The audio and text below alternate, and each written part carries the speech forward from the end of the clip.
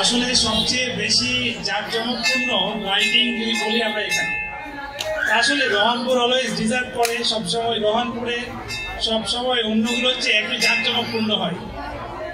আসলে যেটা বলছিলাম যে আমাদের এখানে আজকে এখানে এটা হলো সবাইকে নিয়ে একটা উৎসবের জায়গা, এখানে আসলে বক্তব্য দেওয়ার মতো কোনো পরিবেশ নাই।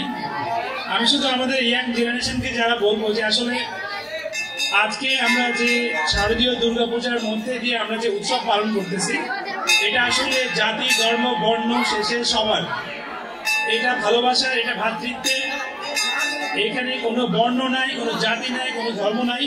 আজকে আমাদের ঈদ যেমন তেমন পূজা যেমন, এটা সার্বজনীন, এটা সবার জন্য। এই আশাবাদ ব্যক্ত করে, যেহেতু এটা আমার নানির বাড়ি, আমার নানির বাড়ি এখানেই, আমারও জন্ম এখানে, বড় হওয়া এখানে, এই মন্দিরে আমার অনেকবার আসা। আমি বলবো যে আসলে নিজের মাটিতে আসতে পারলে আসলে মন মানসিকতা কেন যেন একটা অন্যরকম নিজের মনে হয়।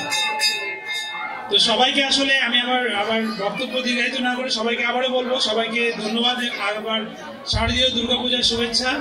সবাই ভালো থাকবেন, আপনাদের সাথে আবারও দেখা হবে। ধন্যবাদ সবাইকে। নিরাপত্তা যদি কথাটা বলি, যে নিরাপত্তা দেওয়া বা নিরাপত্তা নেওয়া, এই জায়গাটা এখানে আমাদের মধ্যে আসলে যায় না।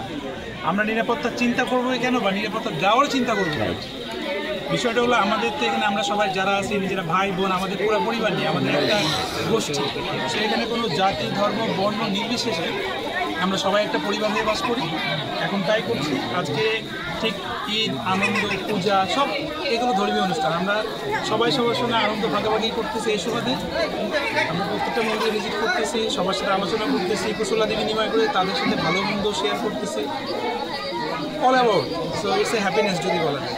আচ্ছা, অসংখ্য ধন্যবাদ। আমরা এখন একটু ছোট্ট করে জানতে চাইব, গমস্তাপুর উপজেলা পূজা উদযাপন পরিষদের সাধারণ সম্পাদক।